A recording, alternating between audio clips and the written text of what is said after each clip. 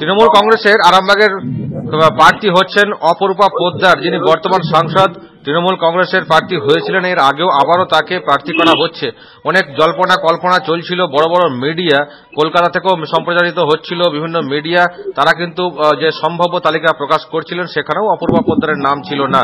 কিন্তু সমস্ত জল্পনা কল্পনার অবসান ঘটিয়ে আজকে তৃণমূল সুপ্রিমো মমতা বন্দ্যোপাধ্যায় যে তালিকা প্রকাশ করেছেন, সেখানে জানা যাচ্ছে যে আরামবাগ লোকসভা কেন্দ্রে অপূর্বা পোদ্দারকেই তৃণমূল কংগ্রেসের টিকিট দেওয়া হচ্ছে। আমার সঙ্গে এই মুহূর্তে ফোন লাইনে রয়েছেন আরামবাগের তৃণমূল নেতা ব্লক সভাপতি স্বপন নন্দী। স্বপনবাবু, কি বলবেন? প্রার্থী কি ফিটেস্ট ক্যান্ডিডেট আপনাদের জন্য? অপূর্বা পোদ্দার মমতা বন্দ্যোপাধ্যায়ের উন্নয়নের দাবি নিয়ে যেভাবে মমতা বন্দ্যোপাধ্যায়ের নির্দেশে যেভাবে উন্নয়ন করেছে, সেই মমতা বন্দ্যোপাধ্যায় অপূর্বার উপরই আস্থা রেখেছে। অপূর্বা পোদ্দার যে এবারে দিদি এর আগেবারে করেছে, এবারেও প্রার্থী করেছেন। আর আপনারা জানেন যে আমাদের দলের নাম তৃণমূল কংগ্রেস, আমাদের হচ্ছে ঘাসের ওপর জোড়াফুল। আমরা আমাদের দিদি যেভাবে পশ্চিমবঙ্গকে বিভিন্ন উন্নয়নের মাধ্যমে ভারতবর্ষের মধ্যে শীর্ষে নিয়ে গেছেন, তাই আমাদের প্রত্যেকেই আমরা চাই যে তৃণমূল কংগ্রেসের যে সিম্বল, যে ঘাসের ওপর জোড়াফুল, আরামবাগে দিদি আমাদের প্রার্থীকে অপূর্বা পোদ্দারকে প্রার্থী সেই অপূর্বা পোদ্দার বিপুল ভোটে জয়লাভ করবে। তাই আমাদের সেই 42 করতে হবে।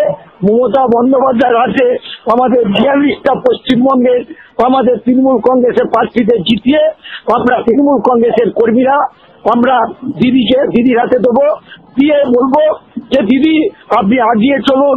দিল্লির যে হাতছানি দিচ্ছে, সেই দিল্লিতে আপনাকে প্রধানমন্ত্রী হতে হবে।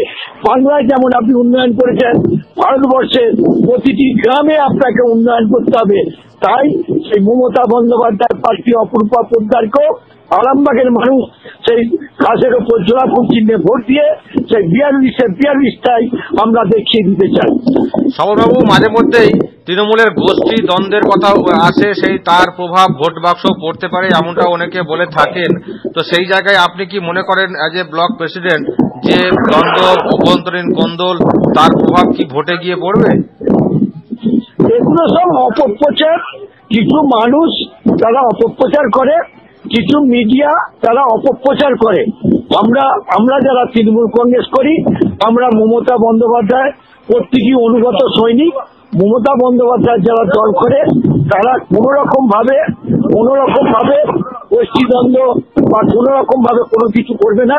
কারণ মমতা বন্দ্যোপাধ্যায়ের যে উন্নয়ন, সেই উন্নয়নকে আমরা সেই গোটা বাংলায় যেমন ছড়িয়ে দিয়েছি, আমরা গোটা বিশ্বেতে ভারতবর্ষে আমরা ছড়িয়ে দেবো। ওকে, অসংখ্য ধন্যবাদ। স্বপন নন্দী, ব্লক প্রেসিডেন্ট তৃণমূল কংগ্রেস, আমার সঙ্গে এতক্ষণ ফোন লাইনে ছিলেন।